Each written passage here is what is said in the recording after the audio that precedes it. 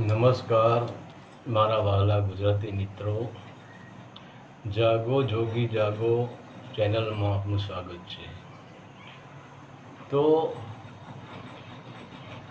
આજે આપણે જોઈશું કે કર્મ વચન બીજ શું છે. કાલે આપણે કર્મ બીજની વાત કરી હતી. આજે વચન બીજ શું છે એના વિશે ચર્ચા કરીશું. તો પહેલાં તો વચન બીજમાં પગલું મેળતો પહેલો તમારે કર્મ બીજમાંથી પ્રસાર થવું જ પડે છે. કેમ કે જીવનથી મનુષ્યએ બેહોશીમાં નકારાત્મક કર્મના જ બીજ રોપેલા હોય છે. અને જ્યાં સુધી નકારાત્મક કર્મના બીજ બેહોશીમાં વાવેલા બીજ રોપેલા હોય છે, એ બધા જ બીજ કાંટાવાળા અને ઝેરીલા હોય છે. તો વચન બીજમાં કાંટાવાળા અને ઝેરીલા બીજ ચાલતો જ નથી. વચન બીજમાં મીઠા ફળ ચાલે છે, સ્વાદિષ્ટ ફળ ચાલે છે, એટલે કે સકારાત્મક કર્મ ચાલે છે. ત્યાં નકારાત્મક ઉર્જા કે નકારાત્મક કાર્યની કોઈ જરૂર ત્યાં હોતી નથી. તો વચન બીજમાં જવા માટે પહેલાં તો કર્મ બીજમાંથી પ્રસાર થવું પડશે. તો તમારા જીવનરૂપી ખેતરમાં જે કાંટાવાળા અને ઝેરીલો બીજ જે રોપાણો છે, એ કાંટાવાળા અને ઝેરીલા બીજ તમને વચન બીજમાં જતો અટકાવશે.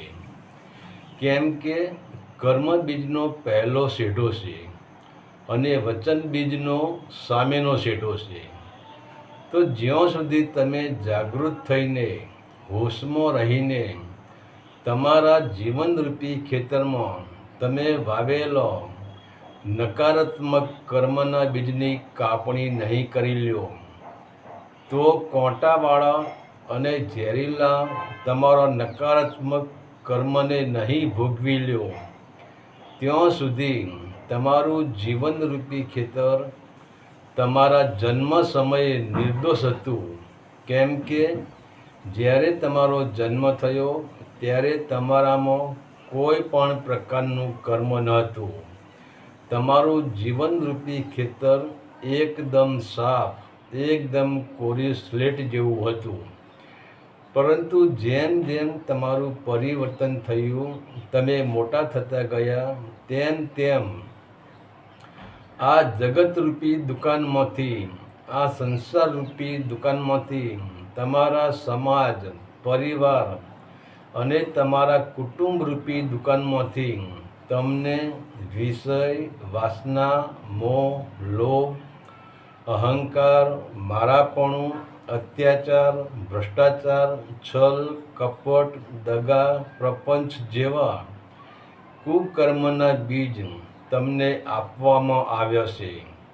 અને તમે તે બીજની ખાતરી કર્યા વગર જ તે બીજને તમારા ફળદ્રુપ ખેતરમાં, એટલે કે જીવનરૂપી ખેતરમાં વાવી દીધો છે.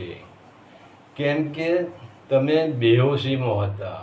અને જો એ ટાઈમે તમે હોશમાં હોત, તમે જાગૃતિમાં હોત, તો તમે તપાસ કરો કે જેના જીવનરૂપી ખેતરમાં આવા કાંટાવાળા, ઝેરીલો અને દુઃખ આપનારા બીજનું વાવેતર થયું છે, તો લાવને તપાસ તો કરી લઉં કે તેના જીવનરૂપી ખેતર કેવું છે અને કેવો ઝાડ ઉગ્યો છે અને તે ઝાડને ફળ કેવા લાગ્યા છે. તો તમે હોશમાં હોત, જાગૃતિમાં હોત, તો આ બધું ચેક કરીને તમારા જીવનરૂપી ખેતરમાં તમે બીજનું વાવેતર કરત. પરંતુ અફસોસ સાથે કહેવું પડે છે કે તમે આ કુકર્મના બીજ બેહોશીમાં જ વાવી દીધો છે. તો તેનું ફળ પણ તમારે જ ભોગવવું પડે છે, તેની કાપણી પણ તમારે જ કરવી પડે છે.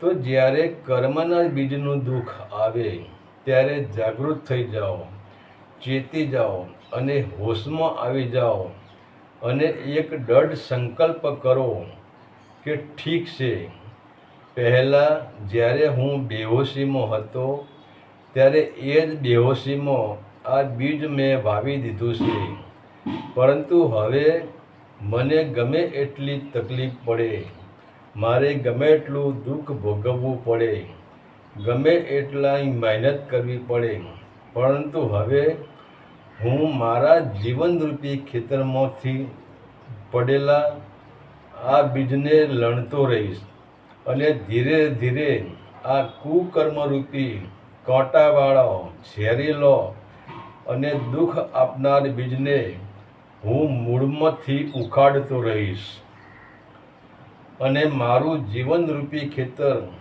પહેલાં બચપણમાં જેવું હતું, બાલ્યાવસ્થામાં જેવું હતું, શુદ્ધ અને ફળદ્રુપ હતું, એવું જ હું બનાવીને રહીશ. પછી એ જ મારા જીવનરૂપી ખેતરને હું કુકર્મના બીજ રહિત કરી દઈશ અને નિર્દોષ કરી દઈશ. અને ખેતરમાં જ્યારે મનુષ્યનું જીવનરૂપી ખેતર શુદ્ધ થઈ જાય છે ત્યારે તે ખેતરમાં પછી જ શ્રદ્ધા, વિશ્વાસ અને વિવેકરૂપી ખેડ થાય છે અને વચનરૂપી કોદાળીથી એની અંદર સત્યનું બીજ રોપાય છે, ભક્તિનું બીજ રોપાય છે અને તે જ્યારે વૃક્ષ બને છે ત્યારે જ તે વૃક્ષને ધર્મનું વૃક્ષ કહેવાય છે અને ત્યારે જ તે વૃક્ષને આનંદના ફળ ખીલે છે અને ત્યારે જ તે ધર્મના વૃક્ષને પ્રેમ, દયા અને કરુણાના ફળ લાગે છે. તો જો તમારે પણ તમારા જીવનરૂપી ખેતરમાં જે કાંટાવાળા અને ઝેરીલા દુઃખ આપનારા કર્મના બીજના દુઃખમાંથી બહાર નીકળીને સદાયને માટે આનંદનું જીવન જીવવું હોય, પ્રેમનું જીવન જીવવું હોય, કરુણાનું અને કલ્યાણનું જીવન જીવવું હોય તો પહેલાં તમારા જીવનરૂપી ખેતરમાં શ્રદ્ધા, વિશ્વાસ અને વિવેકરૂપી ખેડ અને ખાતર નાખો.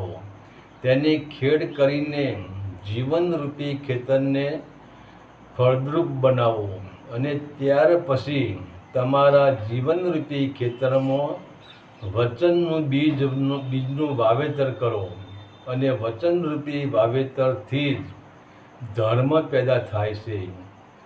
જ્યારે તે ધર્મના ઝાડને સત્યરૂપી ફળ લાગે છે ત્યારે તેની ખુશ્બુ અનંત બ્રહ્માંડોમાં ફેલાઈ જશે અને તે ખુશ્બુથી જેટલા પણ દેવી દેવતા છે તે બધા જ તમને પ્રણામ કરે છે. ખુદ બ્રહ્મા, વિષ્ણુ અને મહેશ પણ તમને પ્રણામ કરે છે અને ખુદ બ્રહ્મ તત્વ પણ તમને પ્રણામ કરે છે. એટલે કે જેમ ફૂલનો રસ લેવા ભમરો આકર્ષિત થાય છે તેમ બ્રહ્મ તત્વ પણ આકર્ષણ થાય છે. તો આ છે વચન બીજનો મહિમા, કેમ કે વચન બીજ તમને સગુણમાંથી નિર્ગુણની યાત્રા કરાવે છે. હરિ ઓમ તત્સત. આદેશના પ્રણામ.